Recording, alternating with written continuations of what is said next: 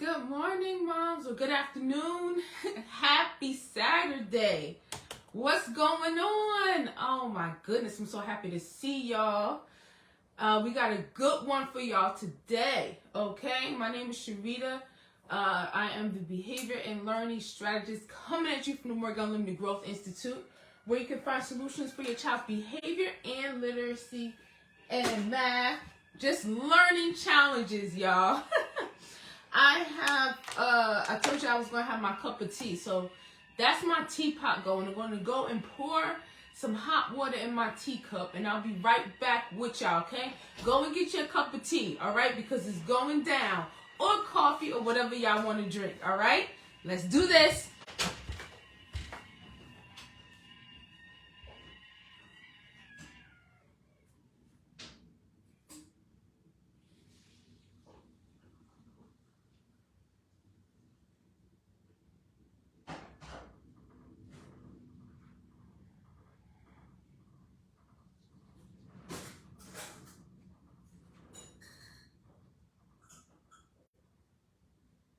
All right. Let's get going. I don't have a homemade tea today. I have some Tabitha Brown's organic orange nettle dandelion tea, I think it is. For detox, y'all. Today was a day, y'all know I started my 7-day challenge. Let me move. I was trying to get this set straight. My 7-day self-care challenge. What's a 7-day self-care challenge?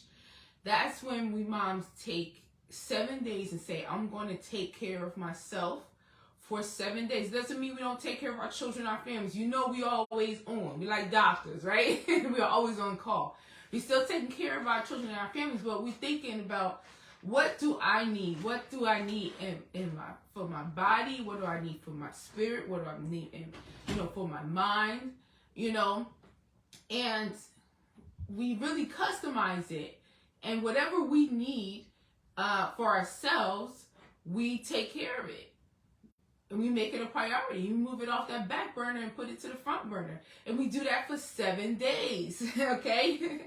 So this is day 3 of my self-care challenge, okay?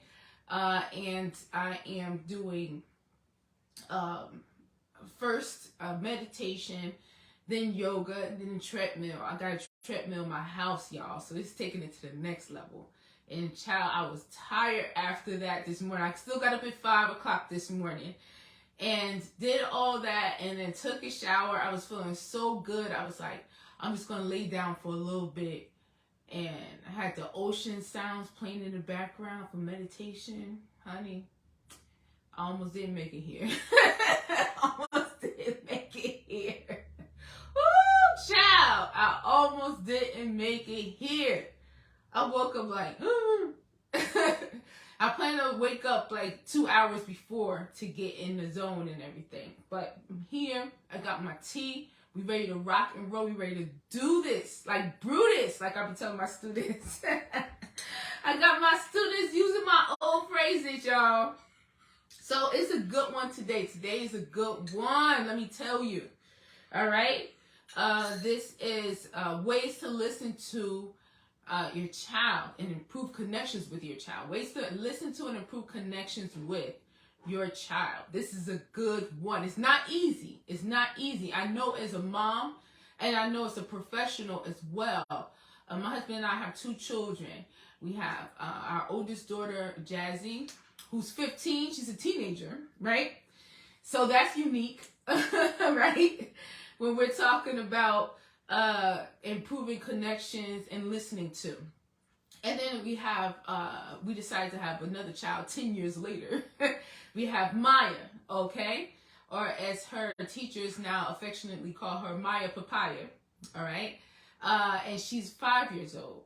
So I know as a mom, but I also know as a professional. I was a mental health specialist at UMDNJ in Newark for a while, and I work with children for about almost 5 years, and I work with children with behavior and focus challenges. So behavior modification and social skills, for children who had those challenges or disorders, right?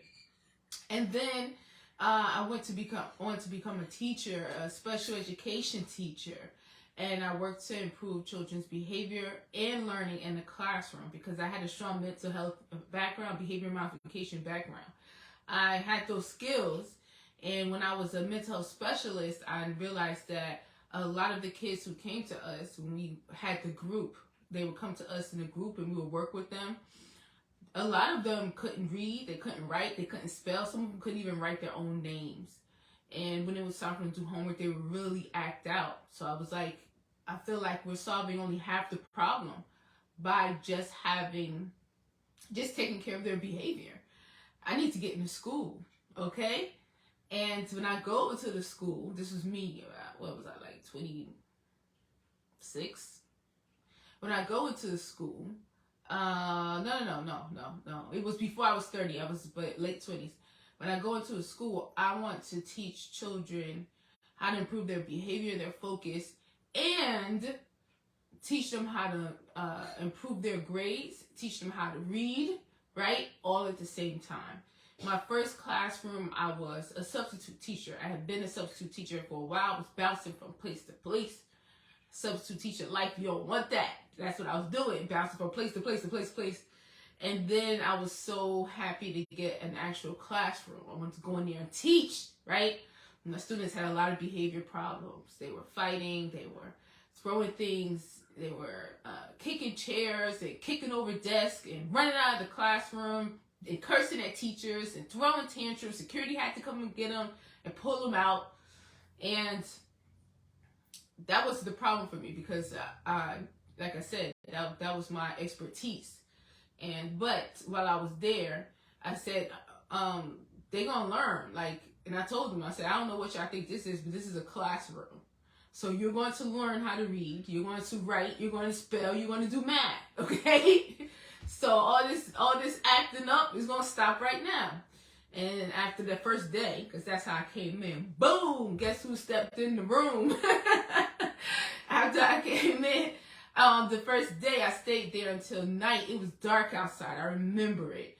And I was just writing stuff and creating stuff and big posters. And I designed a behavior modification system in my classroom. Okay? And when they came back the next day, we studied it. Like, it's a new day. All right? So, long story short, along the way, my students improved their behavior. They sat down, they did their work, they participated in learning games, which I love to do with students, but they're interactive. Get up and get out your seat, learning games. And they improved their reading, they improved their spelling, they improved their grades. And one of the students that year transitioned from a special education classroom into the general education classroom. So, and my second year teaching, I was teaching a school, a permanent teacher, an actual certified teacher at that time. Another one of my students transitioned out. So the mission of the Morgan Unlimited Growth Institute, because I felt at that time like I want to keep doing it, is to make sure help children read and function at or above their grade level and transition out of special education services and into general education classrooms. So I know nowadays kids have pull-out sources. I was a resource teacher as well, so I know that. But my goal is for our children to no longer need an IEP, to function independently, to do it themselves, grow their reading, grow their math, and do so well that they no longer need these accommodations, all right? So that's a little bit of background on me. Let's get into the topic, all right?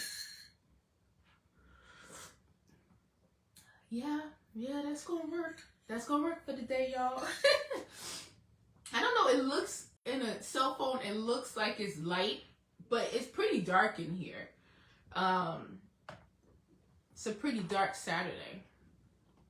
All right, so we're going to be talking about ways to listen to our children, ways to improve connections with our children, ways to listen to and improve connections with our children, okay? I have a couple of good tips for you. All right. During this live, I'll be here for an hour from 12 to 1. If you have any questions, please post them in the comment section or DM me, okay? Send me a direct message with your question or comment. And also, you can go to Growth Institute 100 at gmail.com. You can send me an email with Growth Institute 100 at gmail.com. And for more information, you can go to my website, growthinstitute.mykajabi.com. That's GROWTH, because that's what we focus on here. Institute.mykajabi.com, y'all, okay? All right, so next live coming up next Saturday is going to be a Q&A. So I'll be answering your questions. You can pop on here and ask questions. That's what I'll be here for. I'm going to review the last couple of lives, do a little recap, and then answer questions, okay? That's going to be next Saturday, all right? All right. Now, first, when we are thinking of ways to listen to and connect with our children, we have to think about why is it sometimes difficult to do that, okay? So I know that, like I said, I have a 5-year-old and I have a teenager, okay? And sometimes with my teenager, she has her own opinions. She's growing into a young adult. That's normal. That's understandable. That's what I want, actually. So, but the thing is that teenagers may not always feel comfortable coming to their parents to talk about things. They may talk about things with their friends, but they may not talk to their parents, okay? They may even talk about things with their aunt or uncle, but they may not talk to their parents. So the key to this is, I know the title is Ways to Listen to and Connect with Our Children, but that's not the primary reason why we're talking about this today, or reason why we're going after this. The primary reason is for our children to feel safe to always be expressing themselves. And if we are their parents, then we want them to feel like they can come to us, okay? The reason why we want them to feel like they can come to us is because we are their foundation. We are their home. So we don't want our children coming home and feeling like they have stuff on their minds and they feel like they can't talk to us about it or say what they want to us, okay? So this is why we are discussing this today. Little ones, and this might go for the older ones too, but little ones may, especially if they're the youngest in the family, they might be trying to get in where they fit in all the time. You know, everybody's busy, everybody's older, everybody's doing their own thing, and they have little thoughts in their minds, and they're not opinionated as opinionated as the older kids yet. They're developing these thoughts, so they may not even know how to get them out or form them, okay? So we want, whether our child is a young child or whether they're an older child, we want them to be able to feel like they can say what they need to say. But now we want them to, we want to understand that all children need to be able to express themselves and feel heard. Every child, I've been talking to and listening to children for years, and they all want to be able to express themselves and be heard. Even if it's, their faces brighten up. Even if you're asking them, what's your favorite ice cream? Their face brighten up because it's like you're asking about me, okay? You want to know about me. So every child wants to be heard and wants to be able to express themselves, even quiet ones. Now, when we have quiet children, we have to make sure that they are heard even when there's a lot of noise going on around them. We want to make sure that our quiet children are heard as well, okay? Now, first, we want to set up an environment where everyone is talking. Everyone talks, everyone gets a turn. Everyone gets asked, what do you think? Everyone, okay? So first we want to set up an environment, and then we want to have thought-provoking self-expression questions that we ask our children that make them think, and also make them think on another level and express themselves and to keep it going. Okay, so those are the two key things. One, you want an environment, a safe space where kids feel like they can talk. Okay, you set up an environment like that. The other one is you want to get very good at asking thought-provoking self-expression questions. So I'm going to give you tips for all those today. All right, it's good to write these down if you want to use them right away. All right, so like I said before, we're all talking and we're all getting a turn. Everybody gets a turn. Sometimes we sit at a table and or in the living room, and this is good practice for Maya because Maya is always trying to get in and say what she needs to say, right? Actually, she's very articulate for a 5-year-old. This is what happened when I went to my husband and I went to her school yesterday for a meeting.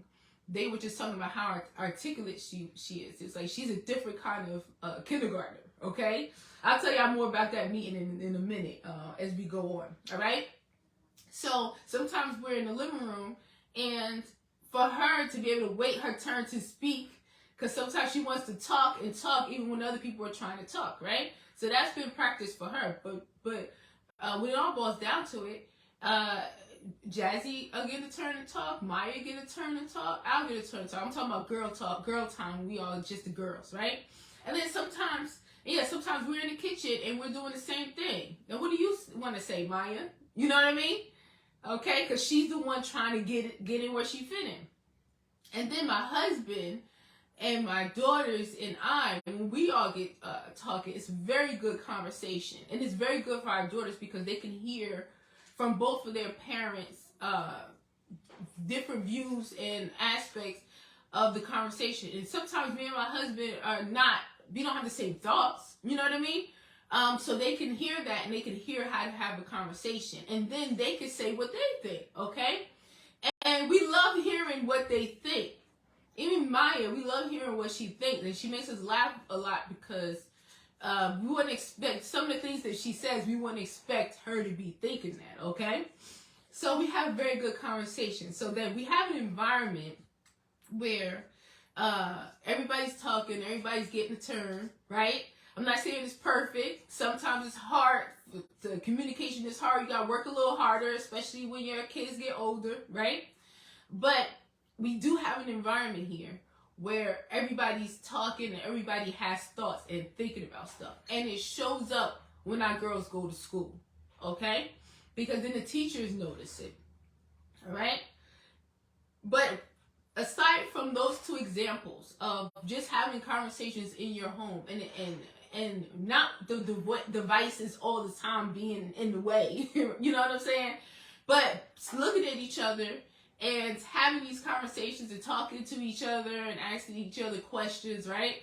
Aside from those two, you want to do things together. And I'm going to list a couple of things that we do together, me and my girls, right? That I notice helps them have conversations or get their thoughts out, okay? One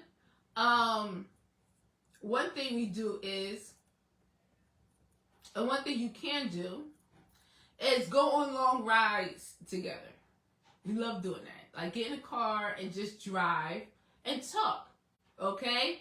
Especially when it's nighttime, like say it's like starting to get dark, and then you just drive and talk. And I remember 4th of July, my husband drove around trying to find where people were doing the fireworks, you know what I mean? And we were driving all over the place. It was dark, and the girls were hearing the fireworks, and it's like, oh my gosh. And then we just parked, and the fireworks was going on over there, stars in the sky, and we just was in the car just talking to each other and laughing, and it was just a wonderful night, okay? So go on long rides together without your devices. I mean, you don't have to leave them at home, but that's probably good, you know, for the kids to be without their devices, so then they connect and talk. Another one, cook together. Cooking in the kitchen, get some music going in the kitchen, some really good conversations come out, okay?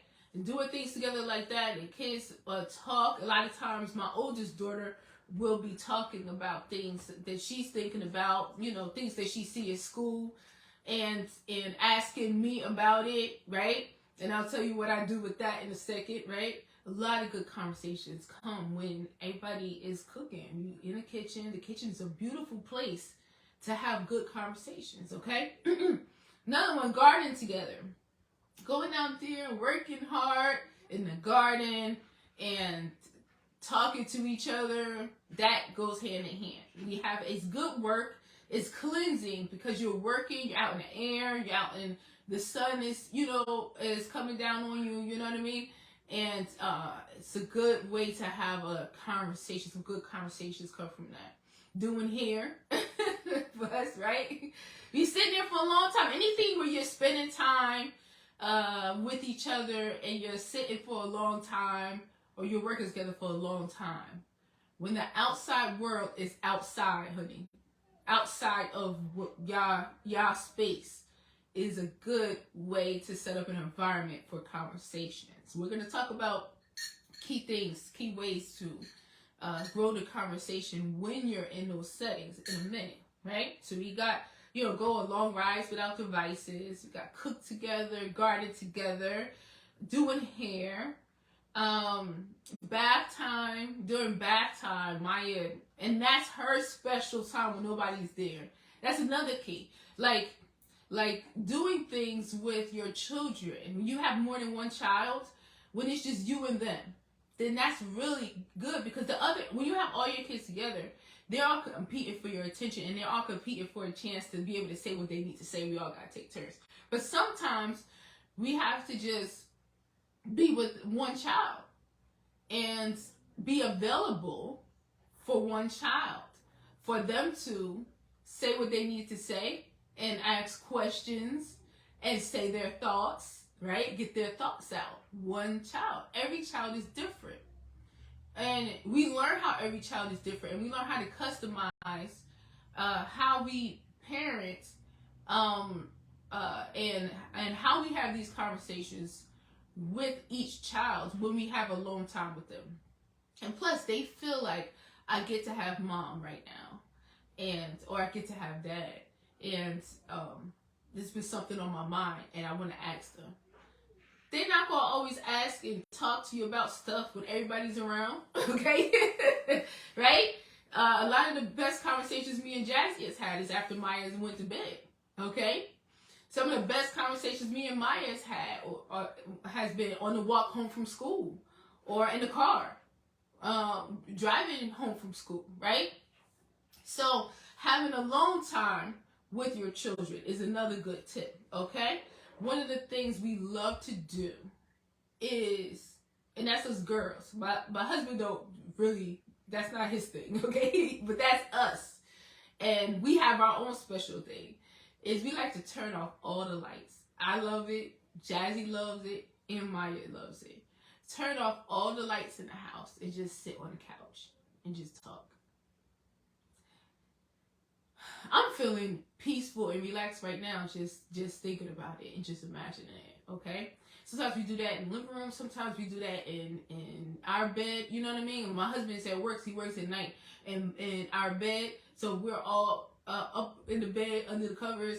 And then the girls sometimes bring their own blankets too. And we just be chilling and talking.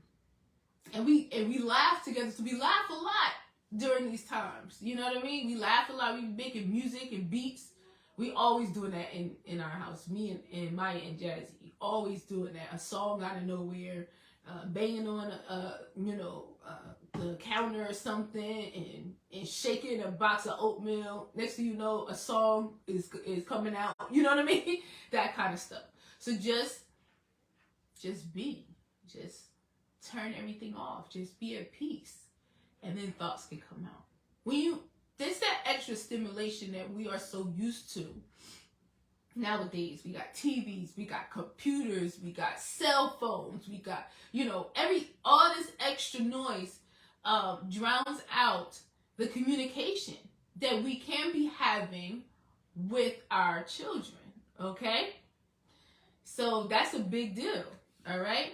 So those are just some of the ways that you could create an environment where, I love tea. Some of the ways where you can create an environment where a conversation just gets started, or something that's been on your child's mind. They've been wanting to talk to you about, or they've been wanting to talk about it, or they have a conflict, or they have a problem that they've been dealing with, and they just decide to ask you about it right then, because the environment is set up and it makes it easy, effortless. And this is why I'm giving you these tips, because I want to help you make it easy and effortless. That's what I want. I want it to be like, this is just, it just naturally happens, because our children, no matter what we think, and don't believe the hype, don't believe the world nowadays is just trying to get kids to always go against their parents and have totally different ideas against parents, and their parents just don't understand them, and that wedge between us, we don't have time for that here, okay? Believe it or not, our children want to talk to us. You know how I know our children want to talk to us? Just not just from personal experience, but also, like, when they look at us, they see themselves, okay? And my girls look at me, and then they do things. They learn how to do things by watching me. My youngest daughter, one night I was cleaning up in my room, and I was like, I'm gonna clean up and organize everything, so in the morning I don't have to do it. I'll wake up to a clean room. And then she said, me too, mommy, and she was in the room doing the same thing. I see my oldest daughter, when I go in the kitchen, I could be making something. Sometimes I make a conditioner, put it in my hair, or sometimes I'm cooking, right? And I see her just watching me. She's just watching me. They're watching us. If they're watching how we do things, they're learning. We're a walking example, okay? Another thing that we have that they need to learn from, or want to learn from, is we have life experience, okay? So they want to talk to us. If it seems like they don't want to talk to us, it's because that connection is not built. And even when a connection is not built, they still want to talk to us. But it's just, when a connection is there, it's just easier for them to talk to us. But if there's a problem with communication, if there's a lack of connection, and then there's a wall, then it seems like our children don't want to talk to us. And it's our job to remove the wall, okay? That's what we do here, okay? So, a couple of things to remember when you're having these conversations. Because everything that I just described has been like positive growth, good experiences, right? But sometimes it ain't pretty. Sometimes it's not pretty, okay? So, what happens when it's not pretty? What happens when your child is trying to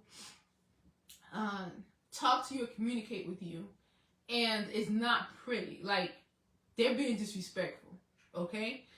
We're not going to allow them to be disrespectful.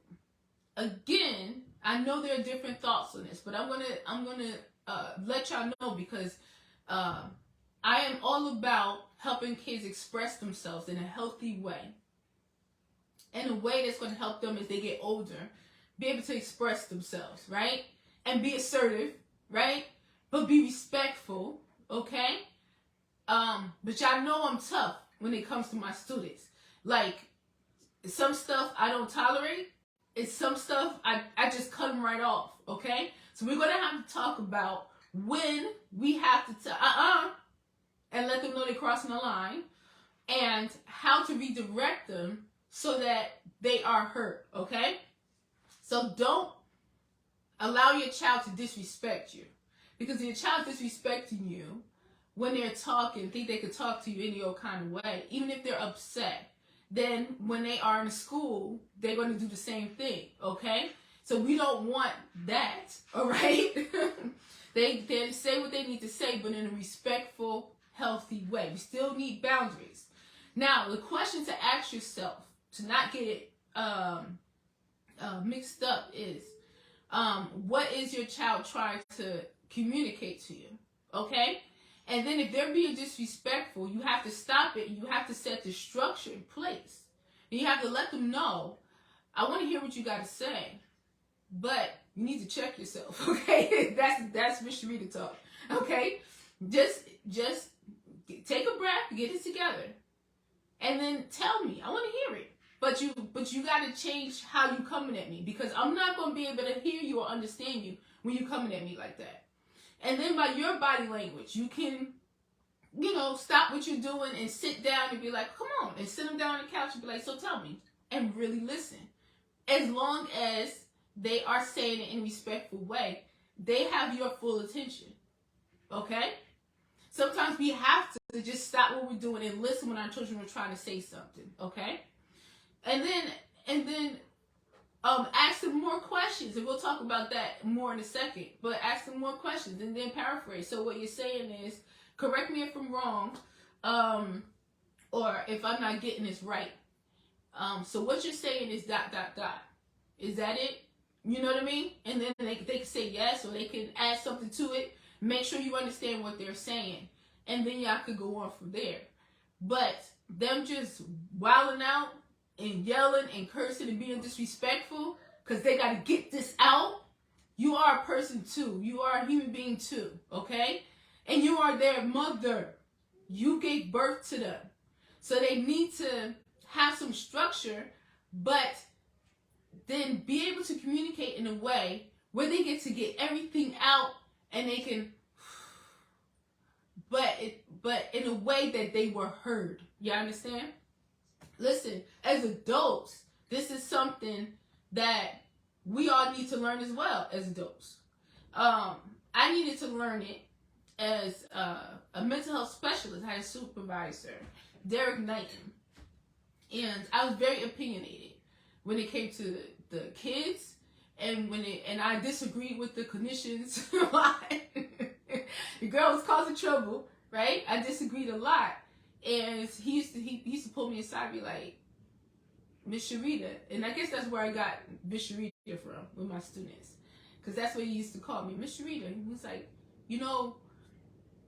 what you're saying is valid, but you just have to learn how to deliver it with tact. Okay? Because they're not hearing you. Okay? So you just have to learn a better way to say it so that they can hear you. Okay? Because what you're saying, I understand what you're saying. They're not hearing you because of how you're saying it. I needed to learn that lesson as a grown person, okay? In my 20s, okay? So I know that we need to teach this to our children now. We need to teach them to learn how to express themselves in a way that they can be heard, and in a way that they can be respectful, because if they don't respect you, how they gonna respect their teachers? And then when they get older in their relationships, they still not respecting nobody, and they feel like they can talk any kind of way. So they have to be able to express in a healthy way. They have to, in a respectful way. And if you need to redirect them, do that. But then guide them, redirect them so that they can still get everything out and get your full attention. They'll learn. Next time I want to talk to mommy, I have to come and approach her this way, and then I'll get to get everything. I get to say what I need to say, and she'll hear me. Okay. Another thing that can get tricky is sometimes you have to say no to your child, or sometimes you have to set a rule or a structure, right? Set up some structure or a boundary. And it's very important for them to follow it, okay? And sometimes our children are expressing themselves and talking, but really it's arguing and trying to avoid following directions or trying to push back so that they don't have to listen. If it's the same every single time you tell your child to clean up the kitchen, they got something to say.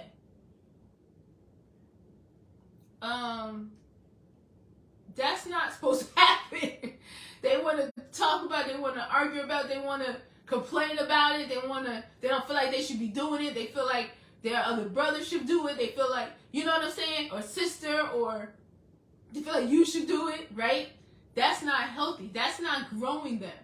You giving them a chore is going to grow them. When they get older and they start working and their boss or their supervisor gives them a task and they do all of that, they're going to get fired.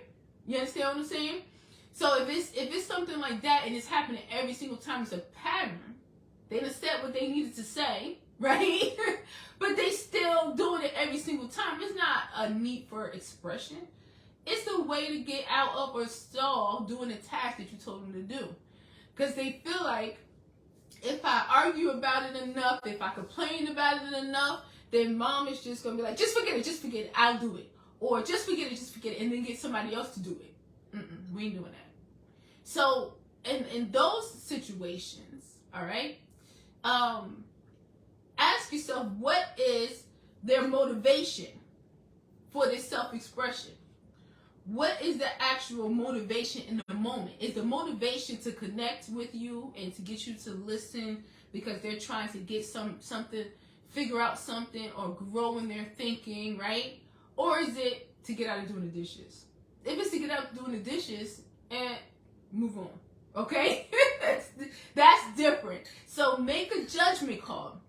And then they can do the dishes, right? And another time, if they have an idea where a chore idea or a chore will or a chore schedule or this or that, and they want to present it to you as an idea, and you want to listen, fine. All right?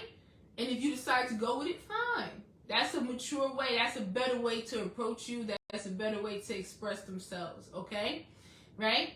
And you also, you have opened up the door. Like, I need you to do your chore, all right? I told you yesterday, and it's still sitting here.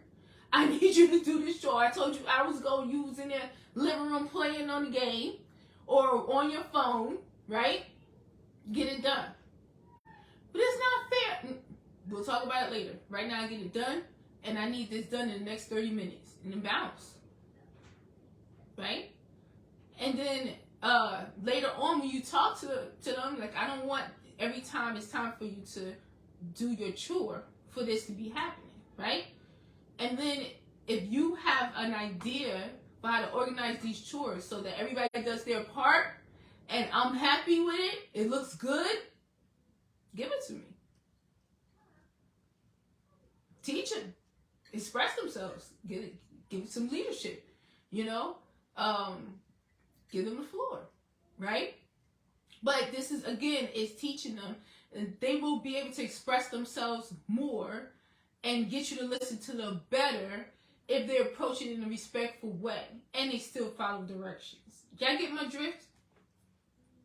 Okay. So now, another tip I want to tell you is,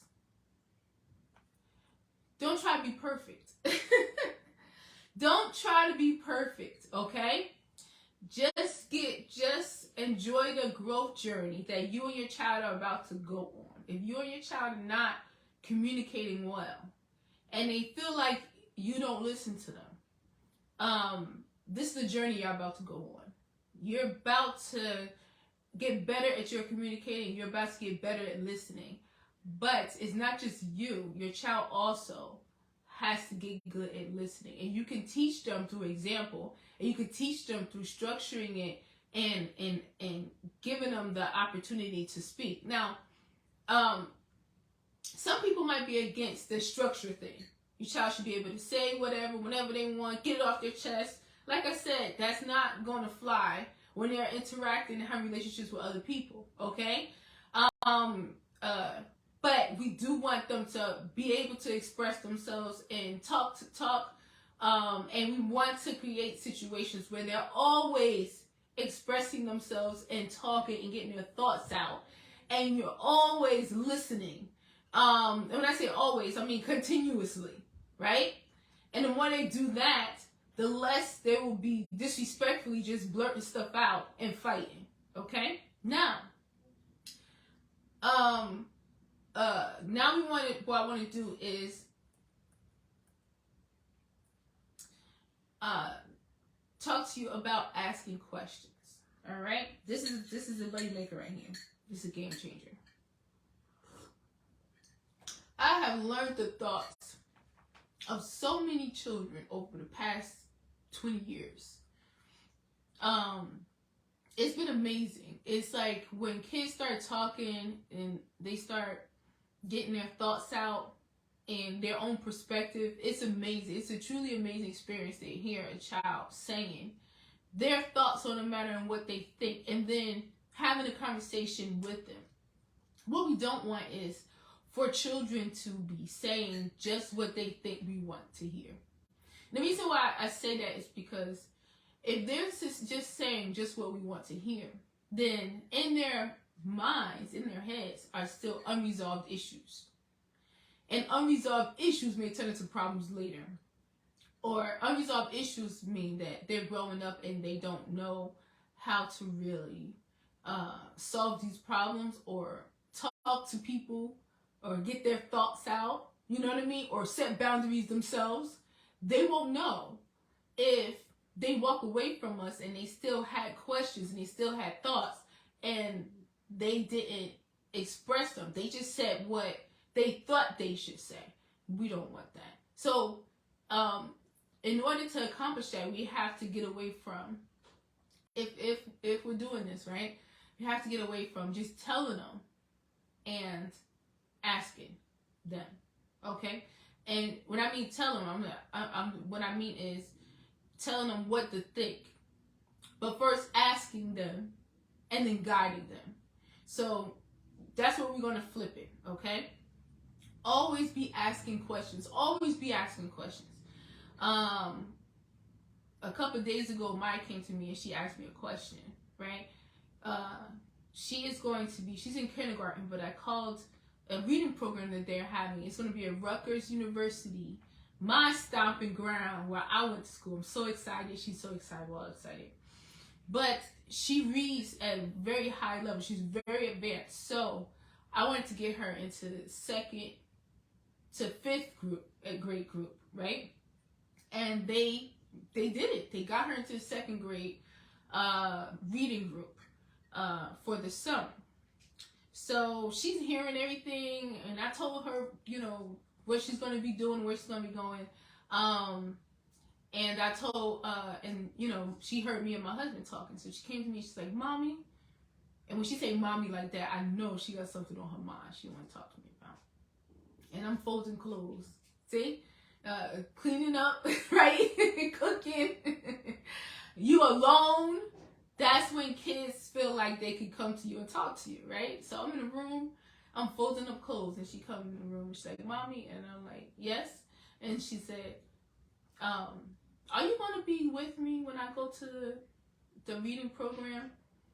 And I could have said, I don't know. I don't know if they allow parents in or if you have to wait outside. I could have just answered like that. And then that would have been the end of it. But I didn't. And what I did was, what I encourage you all to do is, instead of responding quickly, ask a question, okay? So, because I wanted to know why she was asking me that in the first place. So I said, do you want me to be there? And then she said, yes. And I said, why? Right? I still never answered her. And then she said, because I want to make sure nobody's doing nothing sneaky. And I'm like, what? What? What you mean sneaky? So then I asked her, what do you mean? And she said she wanted to make sure that the older kids, she didn't know. She's going to be in 2nd grade, but I was saying 2nd and 5th grade. So it was like older kids. Even though Maya gets along with kids of all ages, she was concerned about this. And she's like, she wanted to make sure that they're not taking her stuff, that they're not bullying her. You know what I mean? Right? There's a concern there's a conversation. She also said she wanted to make sure that they're not doing sneaky things like not giving us food to eat. My baby love to eat. It's a 1 hour reading program. She like, is there gonna be snacks? All right. But the other part was her big concern. And then at the snack thing, I told her afterwards we'll go sit down and get something to eat together, right? So it's gonna be a nice little experience. I'm so proud of her that she's gonna be going into this program. But now I know what her concern is. She's like, I'm gonna be with these bigger kids for the first time in the classroom. I'm nervous, right? So then obviously we were able to have a conversation about it, and I just kept asking more questions and getting more of her. The reason I'm asking more questions is because I want her to get everything out. I want her to get everything out and tell me everything, okay? That's on her mind. I don't want her to walk away feeling like she still have this nervousness and worry. And I'm not saying she won't be nervous later. What I'm saying is I want the conversation to answer all her questions. And the way it's answer all her questions is because I'm asking her all these questions and seeing how she feel and what she thinks before I answer anything. All right? And turns out I just really had to really answer a couple of things for her to feel satisfied and feel good. Okay? So always be asking questions. Instead of answering first quickly, ask questions. Okay? Next, asking, what do you think about that? Sometimes my oldest daughter will come to me, like, especially we in the kitchen cooking and stuff or cleaning up, right? And she'll be talking to me about stuff she's seen at school or everything. Especially, she just entered high school last year. It was new for her. It's a new environment, new experiences, and then this ain't middle school no more, right? And she was seeing stuff that she had seen before by the upperclassmen. And she would come to me and she would start talking to me about it, right? Now, she know what I think. She knows me very well. So, and my facial expressions, I can't really hide it. But then when she asked me, what do you think? I'm like, what do you think? I want to know first. I want to give her the floor first. She was there. She saw it. She had thoughts. She had questions. She, some cases, had concerns. What do you think? Right? So, her saying what she thinks, right? And then me saying, and asking more questions about it. Now we're having a good conversation. And then I can guide her because she wants guidance. I can guide her after that. And now y'all have to understand, during these conversations, our children do want guidance. They do. But they also want and need to say stuff and get their thoughts out, right?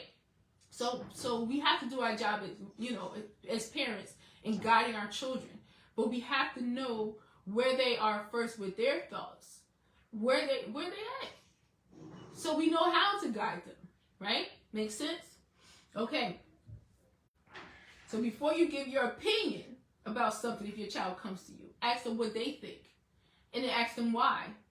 And then ask them more stuff. And then paraphrase like, oh, okay, so you feel like this. Or you think this. Right?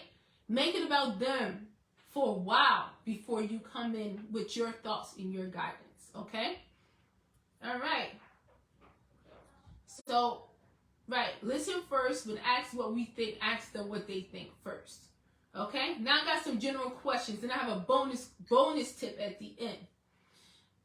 A question that I always ask of my students and of my kids is, how was school today?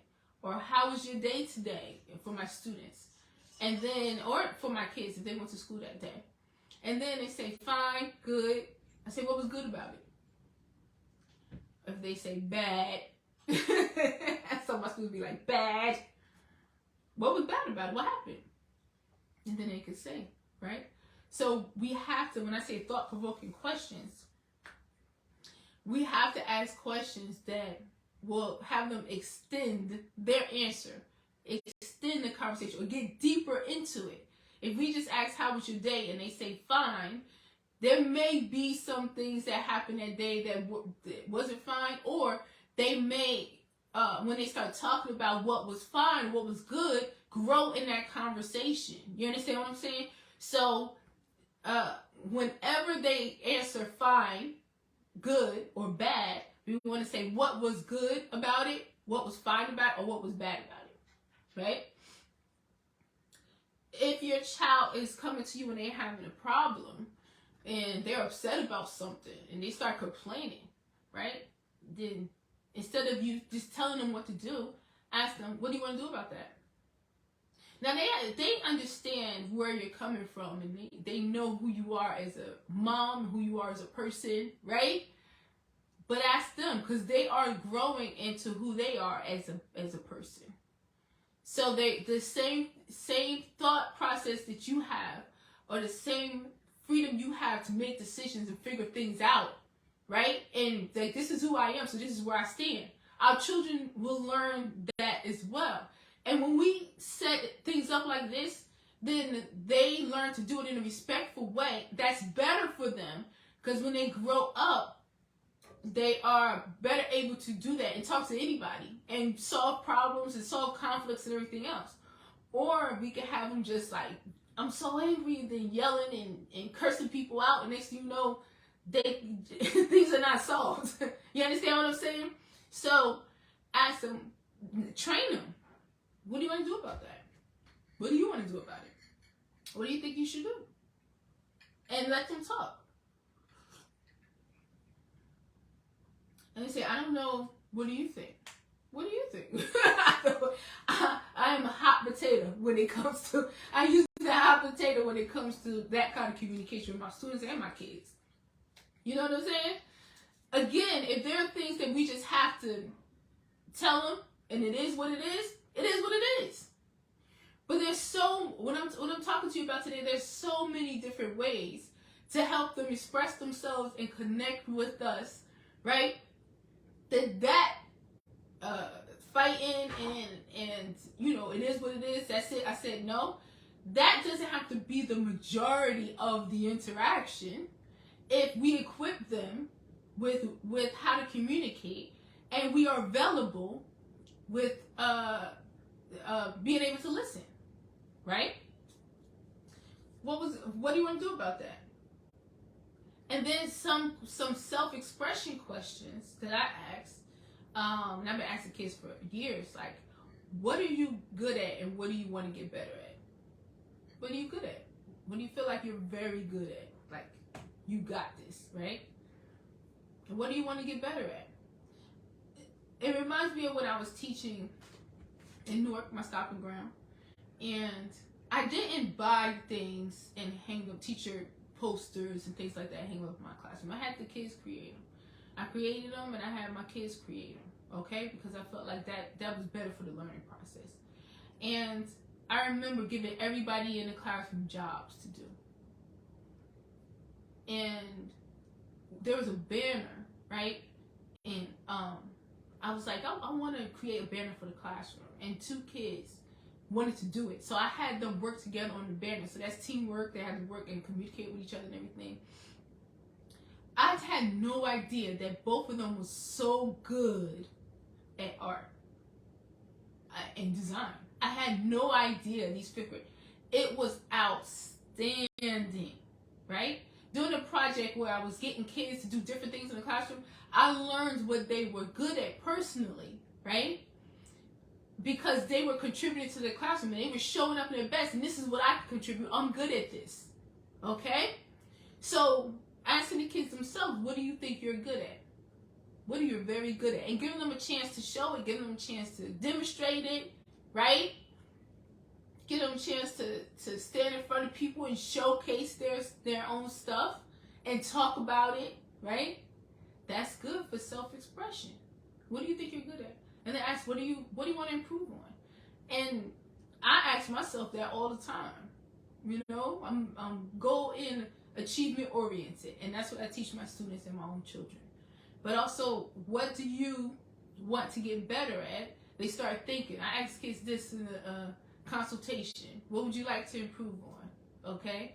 What would you like to improve? Reading, writing, spelling, math? Because this is what I teach kids. But I also teach kids a lot more than that. Okay? But as far as academically, this is what I teach them. And then they think, and then they tell me, and then I ask, why? Can you elaborate? Okay, again, so they can really get it out. Now when they start working with me, they have told me what they want to get better at, right? And we're going to see it through, okay? Another question you can ask, how would you describe yourself? How would you describe yourself? And listen, ask these questions about them, okay? And then have them tell you. That's growth for them. And then they feel like, you want to know about me. You're listening to me. And now I want to tell you more about myself. You understand? So asking these questions, these thought-provoking self-expression questions, okay? Another thing I just thought about, if there's something going on in the outside world, or if there's something on the news, right? And they hear all the adults talking about it, kids be having questions, kids be having thoughts. You can include them in the conversation in an appropriate way, right? Depending on their age and everything, you can include them in an appropriate way. And you can ask them what they heard, okay? They saw someone on the news. You want to know what their perspective is first. Ask them what they heard and what they saw, you know, and then ask, what do you think about that? What do you think about that? And if they just start saying what they heard everybody else say, you're like, so that's what you think, or that's what you heard everybody else say? Right? Let them that gives them a chance to think, what do I actually think? Right? Instead of just, because they want to model us, okay? All right, so those are some general questions to get you started. When you are, want your child, always be asking questions. You want your child to express themselves. You want to be available to listen. You want them to learn more and more about themselves as they're expressing themselves. Okay? We talked about the structure and the boundary and the difference between expressing, you need to express yourself and get something out, and being passionate and being disrespectful, and how to put boundaries around it and still listen. Now, if we put boundaries around it, and then we weren't available to listen at all, and teach them how to talk to us in a respectful way so that we can hear them, and tell them this is how you need to get your thoughts out, be assertive when you're talking to other people. When you're growing up, we're in the outside world, you need to get your thoughts out, you need to be heard. But if you do it that way, people not going to hear you. They're going to cut you off, okay? So teaching them that, we talked about that as well, okay? We also talked about their environment, having an environment where your kids will always have a chance to talk to you and get their thoughts out, things that we're doing. And being alone is good because you're available. They don't have to compete with you. Taking them places with just them so that they can talk to you as well, right? My kids are thinkers and talkers. They think about stuff and then they start talking. Maya more so than Jazzy. Jazzy's quieter like her dad. And Maya is very talkative like her mom. It is what it is, y'all. It is what it is. Right? So we talked about that as well. These are ways to just set it up so that it's effortless. Okay? So we talked about the good. We talked about this, some resurrection need to happen. Now I'm going to give y'all a bonus tip. And it doesn't include you. It's mostly helping kids express themselves and think. And sometimes we do have to remove ourselves so that they can feel good enough to express themselves and with less pressure and in a different level. Have them talk to each other and give each other advice. Right? I did this yesterday. I had my high school students come. Neither one of them wanted to work. They were slackers. The other ones, 2 of them were not there that day, and their moms let me know that they weren't going to be there that day. Oh, one of them, she's an athlete, right? The 2 that came didn't want to do no work. And they thought that I was going to be working real hard to get them to do work and respond and participate, but I don't do that, okay? It takes 2. So what I did was I gave them work to do, and then I had them discuss the math. We were doing math with each other, find an answer together, discuss it. And I was in the chat. So I was typing, and they couldn't see me, but I was typing and guiding them. So then I asked at the end, each other why you didn't show up to do your best today, right? So then they had to ask each other. It's different when they ask each other, and then they're given the answer to. It's just like they really take responsibility because it's another kid that I'm talking to, okay? And then I typed in for them to give their advice. Now, they didn't hear me saying anything. Like, what you should have done was this, and you should come to class doing this, blah, blah, blah. And they know that already. But they didn't hear me saying anything. They were talking to each other. And all I kept doing was typing in for one of them to ask each other questions about it, and then give each other advice. So they were giving each other advice. And then next thing you know, they were saying themselves, yeah, I know I didn't do my best. I should have done this instead. And what you should do next time, I think what you should do next time is such and such. If you're not going to be here because one of them didn't come to class the day before, you're not going to be here, just text Miss Sharita, instead of, because it looked like you just didn't come to class, not that you were running late for your other program. What you should do next time is, and I'm hearing all of this, they're getting it all out to each other. If you have more than one child and they learn how to do this, it's a game changer. You hear me? And then when I come back in and I start giving them their points, right? Then they start talking to me. But they express themselves thoroughly with each other, so it's easier now to talk to me. Okay? So you can do that with your children. You can have them, if they're upset about something, they have a problem or a conflict. I've been doing that with kids for years, where they talk to each other. I even wrote a book. It's called Kids Give Advice, with real life questions. I'm going to post the link after this. But real life situations that happen in my life as a child and also as teachers. My students, as a teacher, my students, over the years when I was teaching, they had conflicts. And they asked the kids who are reading to give advice to the students. And there's role play in it. And then there's a writing prompt and breaking it down in an organizer and writing and spelling practice. All that other stuff is in it. So I'm going to post the link below. But definitely get them used to talking to each other because they grow so much. They don't have the pressure of how they're supposed to talk to an adult, okay? And that allows them sometimes space to think and grow, okay? And they don't have to be worried about saying what you think they should say, okay? So there are so many different ways to get our kids to express themselves. And then when they come to us, now they're better able because they have already expressed themselves to just take responsibility, which is what my students did. They took responsibility, they apologized, and they told me they was going to show up the next day. But they already resolved it between themselves, right? Honey, I had an easy day yesterday. They came in thinking they was going to give me a hard time and not listen.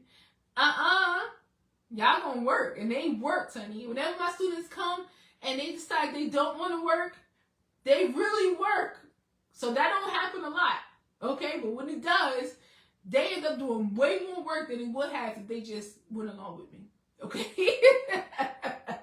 We ain't gonna do that, all right? You're gonna come, your parents paying for this, you're gonna come, you're gonna do your best, all right? Do your best, okay? So that was great. That was a great, I just wanted to tell you about that situation. All right, thank you so much. Tune in next week. It's gonna be Q&A. If you have any questions, and I'm gonna be answering common questions that I get from moms, okay, in the live. If you have questions, you can put them in the comment section or DM me, right? And we'll get back to you and use them in the live, okay? I can't wait to hear what y'all got to say. All right? All right, for more information, go to growthinstitute.mykajabi.com. It's GROWTH institute.mykajabi.com.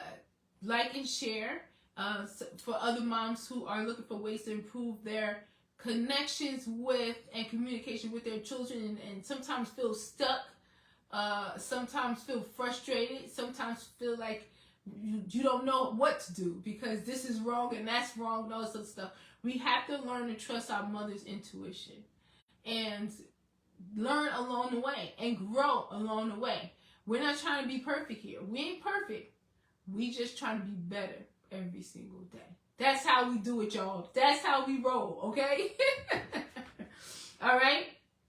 All right? So, and also for free consultation, if you're looking for a tutor that will help your child improve their behavior and learning from home, and you want a tutor that help do that for your child, also go to growthinstitute.micahjabi.com or send me a message, direct message, and then we'll get back to you so we can set up a free consultation.